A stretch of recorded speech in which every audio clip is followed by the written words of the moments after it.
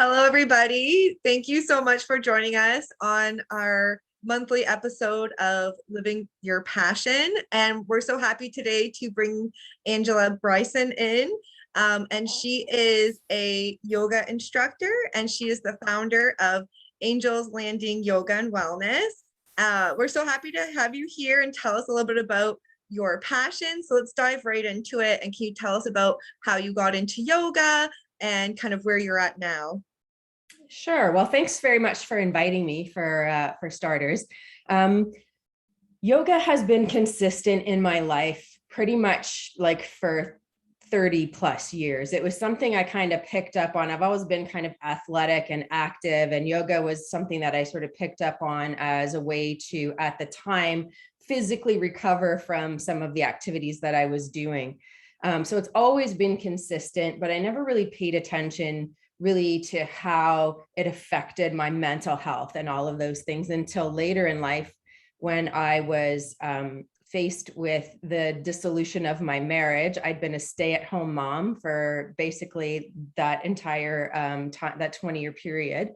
And all of a sudden I needed to have a job. I needed to start working immediately because I needed the financial support to be able to support myself. And I just remember women that I admired in my life had said things along the lines of, you better do what you love to do because your work, it takes up so much of your life, right? And I always considered my work as raising my family. That was my work. Now I needed to do something that was going to give me financial reward.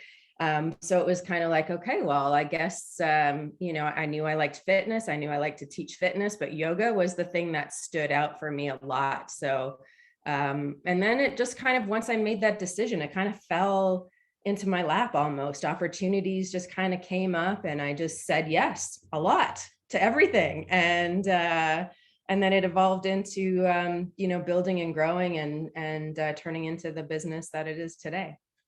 And I know over the pandemic, we've had a lot of changes. Like I've been there with you. Yeah. I know you just launched new stuff virtually. How was that? How did you cope with the pandemic and how was that for you? Terrifying was the first word that comes to mind. Absolutely terrifying because I am not a technical person at all. I am a very hands-on, touchy kind of connection kind of person. That's what I love about teaching yoga is it's very intimate, and especially the way that I teach because it's more about wellness as a whole and mental health as a whole. So there's a lot of side communication and relationships that are built outside of the class. So to have all of that taken away and then be placed in front of a camera, which is one of my secret phobias from my entire life. I'm always the one taking the pictures, not the one in the pictures, it was something that I really, really struggled with. But again, it was about, okay, I have to figure out, I have to morph myself into what's going to work if I want to keep doing this. And I'm very passionate about what I do. So it was just a natural evolution to begin to learn all of the techniques of being able to make a YouTube channel, being able to teach on Zoom, being able to reach out to communities without face-to-face conversation, all of that. So there was a lot. And it was very scary. And I'm really proud of myself for having accomplished what I did. I don't want to keep doing it that way if I don't have to. I mean, I will always keep an element of online going, but I would much rather, be in communication with people face to face. Yeah, I was there. We celebrated your 100 person in your classes. And Yeah. I was so proud of you. I was because I've done the transition too. And I'm like, you're killing it. This is, and I saw you build all this stuff. So I was really proud to see you grow and do all these things because it is so challenging to take on all these different avenues.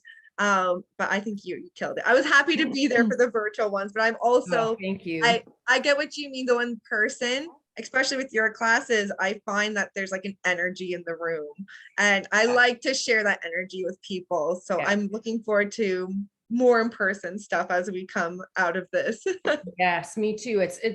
I mean, I'll be honest, the whole pandemic was kind of I'd hit a level in my business that I finally felt like I was doing what I loved, because I really transitioned into travel as well as yoga. So I was doing a lot of retreats, a lot of workshops, a lot of in-depth experiences with people, bringing in other aspects of creativity and nature and connection, all of that. And I was just kind of at this like, oh, like, this is it. I've done it. I'm making enough money to support my life the way that I want it, like not a lot of excess, obviously, but there was I was just doing it all. And then it was like kind of being cut off at the knees, it's like, nope, not doing any of that anymore. And for 2 years plus, right? So now it feels like it's kind of having to start over again. But, older, wiser, smarter, working less, trying to just be more effective, all of those kinds of things. So it's interesting. It's an interesting experience and a great learning experience, I think, for all of us having gone through this time.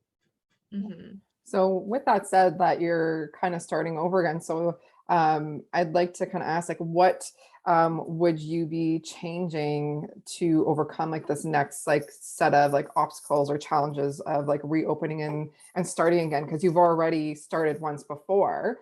So Yes. what could you apply that you used previously, or something that you had done in the past that you're like, nope, that's not something that I'm going to be doing this time around when I'm launching all the things that we're doing? You know what? There's not a single thing that I did that I regret. As I said yes to everything initially. I taught like so many classes and I met so many people, and all of that led to building relationships and a reputation, which was important. But I think now I'm also older and my body can't, withstand teaching 20 classes a week anymore. And plus, I don't feel like I'm as effective a teacher when I'm repeating the same things over and over and over again. I start to go on autopilot, so I'm being a little bit more selective about what I'm involving myself in, and just trying to be, just more present with it all, and not worrying so much about what the future is going to hold. Because if you had asked me 2 years ago, the day after the pandemic started sort of thing, if I would be still working or still, I'd be like, I have no idea. I can't imagine how I'm going to do this. I can't imagine if I can't teach live, how am I going to make this work? But you just figure it out as you go, and sort of have trust in your community, have trust in yourself, and know that you're exactly where you're supposed to be. That's awesome.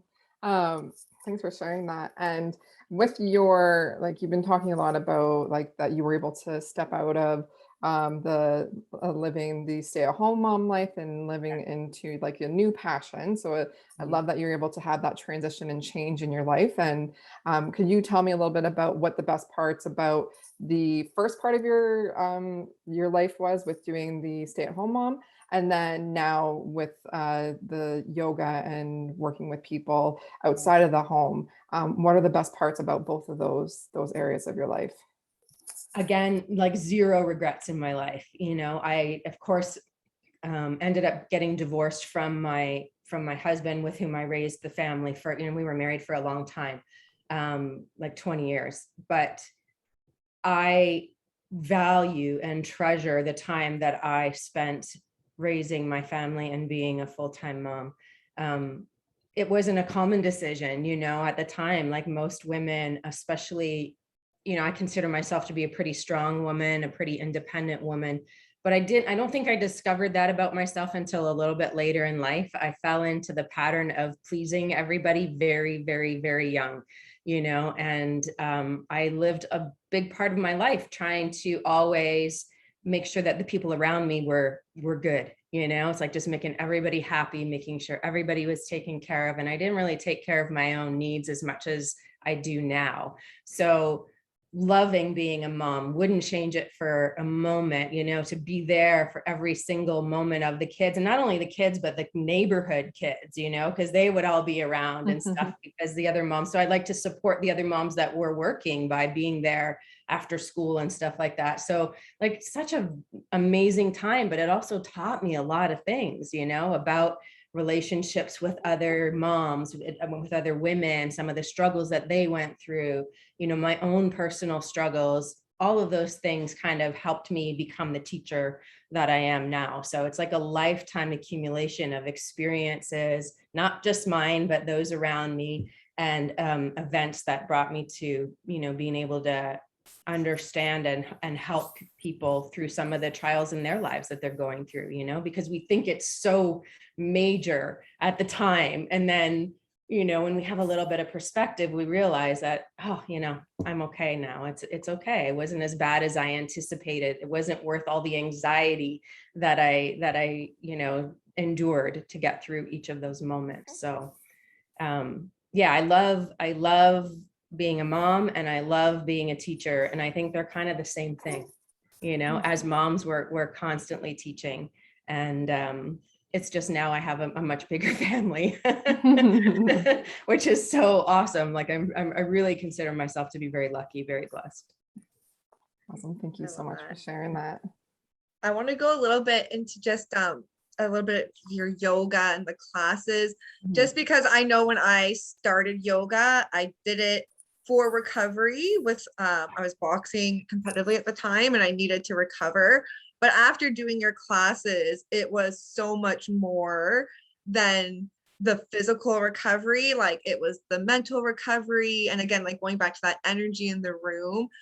Can you explain a little bit like of your classes and how like you bring that to happen? Because not every yoga teacher I've been to creates that experience for us.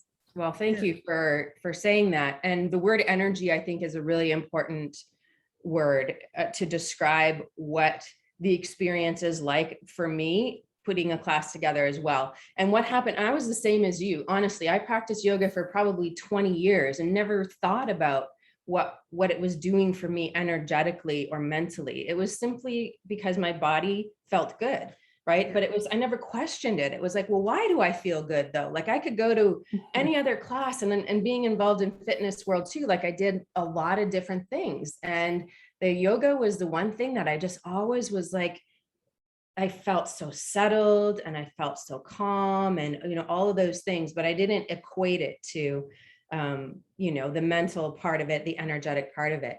So the way I look at it now is that everything that we experience is energy. All of our emotions are energy, whether we go from one extreme from depression to the other of extreme anxiety, it's all an energetic feeling in your body. And when we do a yoga class, all of the movements are designed basically to either get the energy flowing and moving or to get the energy settling and grounding, and to really, really simplify it.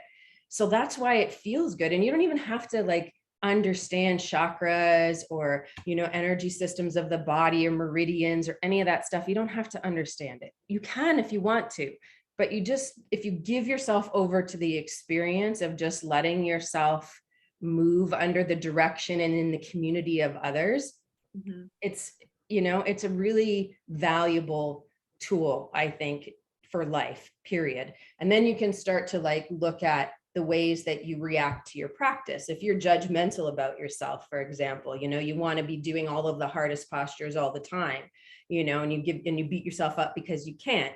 I guarantee you that you're judgmental in other areas of your life and you beat yourself up on a regular basis when you don't succeed or, those kinds of things. Or if you tell yourself that you can't, it's like, oh, I'm just not, there's no way I could do that. I'm too old. I'm too stiff. I'm too whatever. You hear all of the two or not enough, basically is what it is. Right. Then for sure you tell yourself those things out in your life. Right. So the practice mirrors your real life. And when you can learn about yourself during your practice, then you can start to apply those lessons out in your life as well. So long answer, but it's a big intertwined experience of just being more familiar with your own energy and understanding you have the power to manipulate it and control it to find more settlement, like more peace in your life, basically. Thank you so much for sharing that. And it was a few years back now, because I've had quite a few physical injuries and things happen since I've been able to do yoga myself. But I just remember in one of your classes, an experience that I had that was really amazing was I can't remember exactly the poses that we were working on, but we were working on like our hips area. And I just remember you were talking, and like I love your classes. Because they really like help you connect. But I just remember like we were working on our hips, and I just like had this like emotional like release. Like it was like so unexpected, and I've never experienced that like outside of like doing the yoga classes, like doing exercise. I've never had like that kind of experience, and it was just so interesting because I was just like, oh, I'm in a yoga class and I'm like about to cry, but like I felt Yeah. good about it. Like it was just like this like release happening. I was like, what is this? It So it's just like, happens all the Yeah. time. And sometimes I try to like warn people ahead of time because they're a little bit caught off guard by emotional release. But the hips, especially, and for women, it's like the emotional junk drawer of our body. All the shit we don't deal with in our lives, we shove it down, we put it away, we don't have time, we just don't, it's like it settles in the tissues of the hips. And when we give ourselves the permission and the opportunity to let go of some of that energy that's stored in that space, it comes out. And, you know, sometimes it's tears, sometimes it's laughter, sometimes it's anger, sometimes you just get really pissed off all of a sudden for no reason, or, you know, an hour after class, you find yourself crying in the car on the way home, you know, like those kinds of things. It's beautiful. It's a release. Finally, you're letting go of stuff that you haven't been dealing with, and you don't need to therapy your way out of it necessarily. I'm not putting therapy down, but it's like, sometimes it's just, you've already dealt with the thoughts. You just need to deal with the energy now and let it release out of your body so that you have some freedom again, you know? So yeah, I love when I hear stories about that, because it's just like, it's in action, right? There's proof.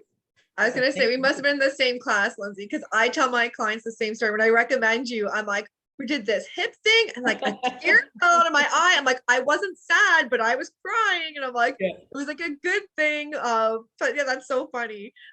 Similar experience. Yeah. You know, people are often, they say, I'm glad that you said something because I thought something was wrong with me. You know, it's like, I felt like, you know, what am I, like, I'm crazy. I'm just all of a sudden crying for no reason. And it's like, it happens in like all the time, almost every class. And not that someone will say something, but I'm always in tune and watching and seeing, and, you know, you just see someone laying in Shavasana, just kind of like doing the little wiping the tears away. Nothing needs to be said. It's not my experience. It's their experience, and it's private and it's personal. And if you want to talk, great. But if you know, if it's just your moment, then enjoy your moment. All I can tell you is that I witness it, you know, a lot. And I'm so privileged and grateful to be, you know, in that position to just be able to give people that opportunity. And really, it's just giving them permission. When you give someone permission to let go. Space. It's good. Yeah. Because where do we get that? You know, like, and it's on your own terms. You don't have to talk about it. You don't have to, you know, like, there's no pressure. If you don't get it, that experience, it doesn't mean there's something wrong with you either. You know, it's like, everybody's different. But that's the point, is that you learn about yourself during the practice, and you learn about what does affect you and how you can improve the quality of your relationship with yourself. You know, that's the most important piece of it. Yeah, definitely. One last question before we wrap up. We talk about like daily habits and things that kind of get us through our days. What would you recommend, or what's one that you use other than maybe yoga that you use to kind of get through your days or hard times? You know what? And I can tell you that because I teach it on a regular basis, like the physical yoga practice, I may not practice as much as you might anticipate. Like, I don't have a daily practice of yoga where I get on my mat every day outside of when I'm teaching. But I do have daily mindfulness things that I do. And as I said, one of the things that I think has really become important to me is to be like just so present in my day and understand that I'm exactly where I need to be, instead of worrying about tomorrow, instead of anticipating all the things. Like, we all have a to-do list of things that we need to get done, but not worrying about every little outcome. You know, if something doesn't work out, or if something gets canceled, you get sick, or something happens, it's like, it's okay. You're going to get through, and who knows what's on the other side of it. And I think that was one of the mistakes that I feel if I could go back and teach myself, my younger self, the smart thing to do would just be to be so present in every moment of my younger years. I think I spent so much time trying to make things perfect and make things right that I wasn't even fully experiencing the moment, you know? And there's memories that I probably end up not having or missing out on because my brain was too busy doing the next thing, you know, like planning the next day or planning the, you know, the next event, or, you know, making sure that everybody was taken care of. So journaling helps a lot. I don't always write, but I'll speak to myself, sometimes out loud, sometimes just in my head, but it's just like, you know, remembering the events of the day or something that I'm really grateful for that day.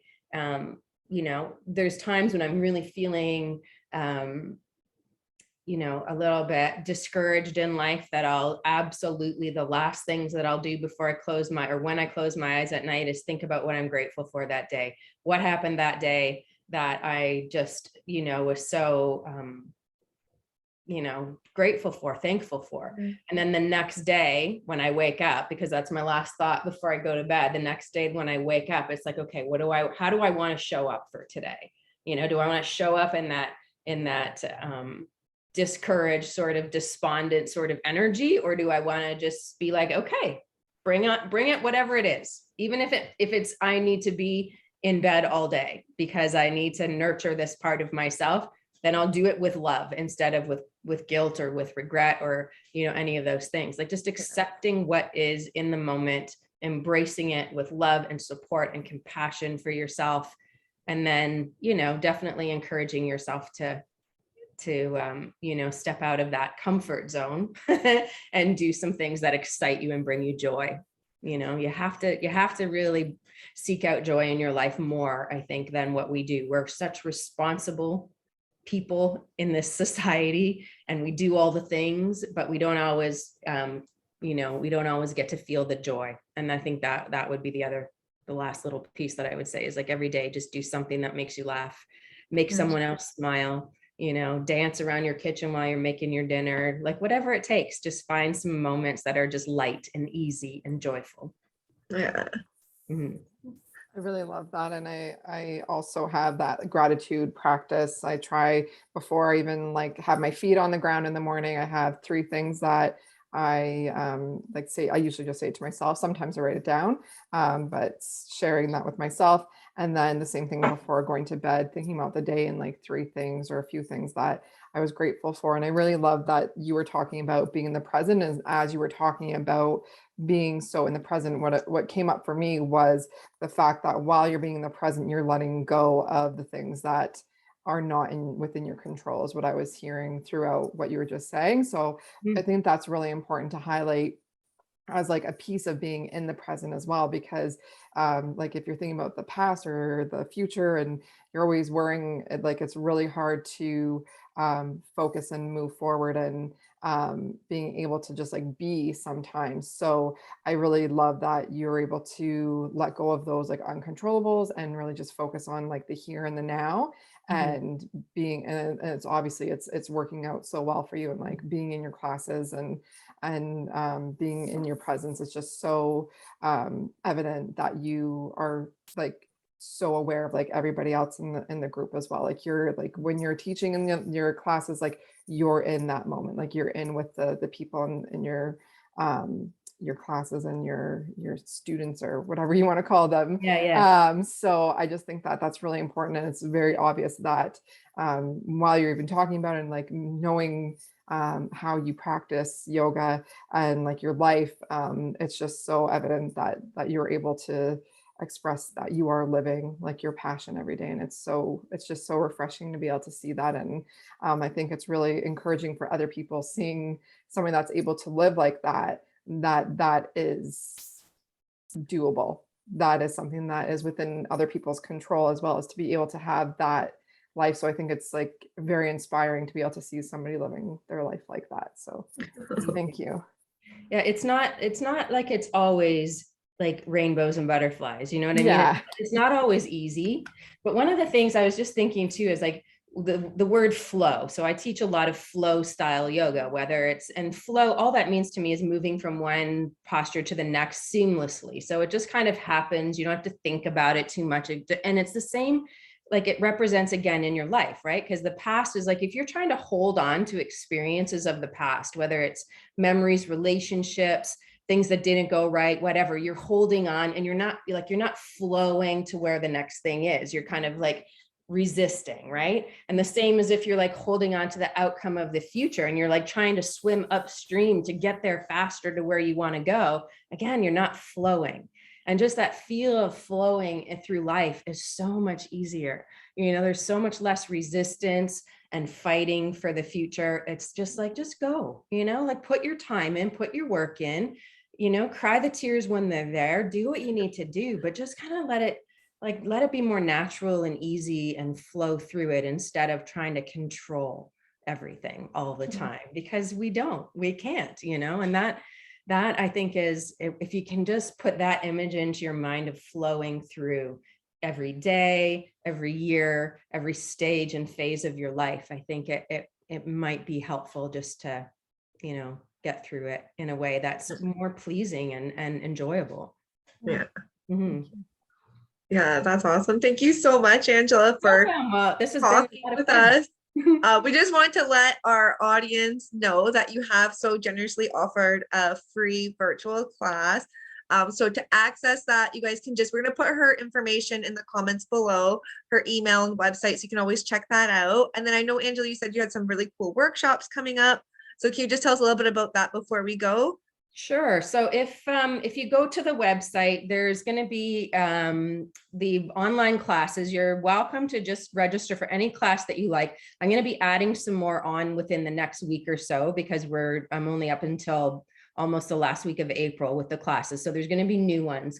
There's going to be new live classes starting up again in May as well.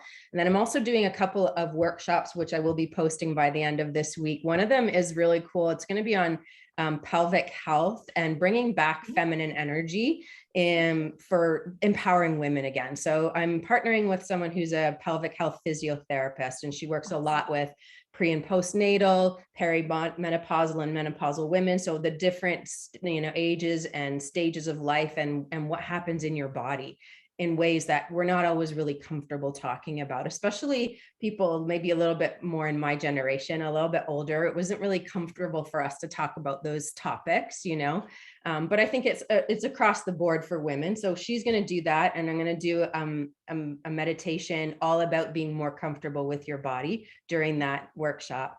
And the other one I'm going to do is a chakra healing sound bath. So that was one I wanted to do for a really long time. I just met with a sound healing practitioner on Friday, and we're organizing one. So that's going to be like a yoga nidra chakra healing, and he's going to be playing sound healing bowls and gongs and things like that are all in the vibration of the different chakras, which is, again, cool experience. Even if you know nothing about it, it's just come and feel, see what you feel, you know? So that's what I like, is to bring in different modalities in a way that's accessible and relatable, you know? So it's not too woo-woo, it's not out there. It might be something you've heard of before, but you're like, I don't know, that just sounds a little weird, right? I want to just bring it in and be like, okay, just let's just experience it together and make it something that is doable for everybody, you know, because you just never know what's going to be a light bulb moment or just a heartwarming feeling of like, oh, okay, I get it. I feel more connected to myself and more in love with myself, because you should be your own best friend, right? So you should, you know, give yourself those little moments and those little experiences. So all of that'll be, if it's not there by the end of today, it will be there by the end of this week, those workshops. But the online classes and the live classes you can register for anytime. Just send me a quick little message along with it to let me know that you experienced this session today, and I'll just send it to you for free. Okay. Awesome. Thank you so much. Yeah. Thank you so much, Angela, for being here and spending your time with us. And we hope, I definitely recommend you. I tell everybody if they want yoga, even people who are like, oh, I don't do yoga. I'm like, yeah, try her. You'll do yoga after that. It's different. So well, thank you for that vote of confidence. I believe there's a teacher out there for everybody, you know, and it's not like you have to do the big fancy classes. Sometimes it's just about breathing, just learn how to breathe in a way that calms your body. That's yoga as well. There's all kinds of ways to approach it. So just try something. And if it's not right, try someone else, give it a few tries before you say it's not for you. Not every teacher is going to resonate with every student. So you have to experiment a little. It's like every, if you were to like dating even, or so it's like, okay, you're not for me, but that doesn't mean I'm going to throw out, the entire experience of connecting with someone. It's the same thing. Yeah, Love it. love it. We'll be lifelong friends. Yeah. Perfect. Thank you so much for Thank you. joining us and for letting us get a little bit into your life and into your passion. So thank you so much My again. pleasure. And My pleasure. Thank you for inviting me. yeah, no worries. Thank you guys. All right, Bye. bye.